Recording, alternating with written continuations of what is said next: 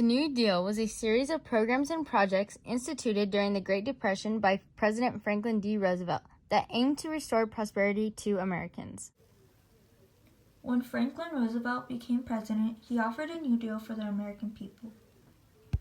What was the New Deal? How was it put in place?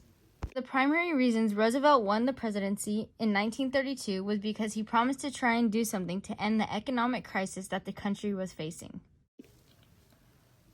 As he entered the office, Roosevelt hoped to do three things. First, he hoped to provide relief for the poor and unemployed. Next, he wanted the economy to recover to its normal levels. Finally, he wished to reform the financial system so that an economic depression would not happen again. Relief, recovery, and reform became known as the 3 R's.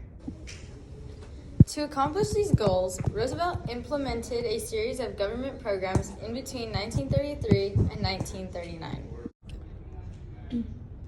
Some of these programs were approved by Congress, while others were enforced through executive order. Collectively, these programs became known as the New Deal. The New Deal is frequently referred to in two different parts. The first New Deal, which was enacted between 1933 and 1934, was largely concerned with reconstructing the nation's economy and offering relief to the banking industry. The second New Deal, which was enacted between 1935 and 1938, sought to improve the use of the nation's resources, provided relief for the farmers, and created various government work programs. There were many different types of programs that were a part of the New Deal. These programs had a variety of different intended purposes. Programs such as the Works Progress Administration, known as WPA, and the Civilian Conservation Corps, CCC, were designed to put unemployed people to work. The Social Security Act was created to provide financial relief to the elderly. Meanwhile, the Tennessee Valley Authority, also known as TVA, brought much-needed electricity to rural areas in the South. The Federal Deposit Insurance Corporation, FDIC, was another important agency created by the New Deal. The FDIC guaranteed the safety of money in banks.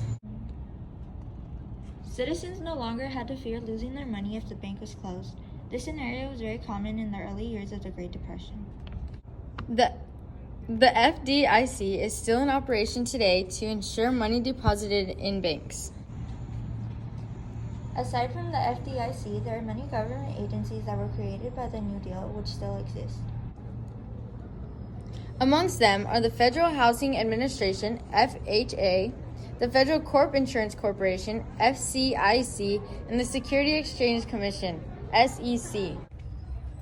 The Federal National Mortgage Association, the National Labor Relations Board, and the Social Security Administration and the Soil Conservation Service were all created by the President.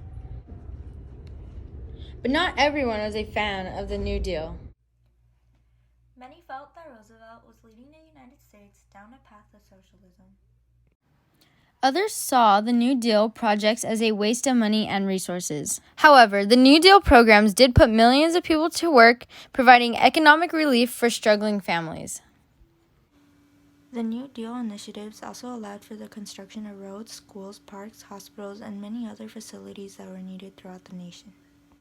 Roosevelt's New Deal fundamentally and permanently changed the U.S. federal government by expanding its size and scope, especially its role in the economy.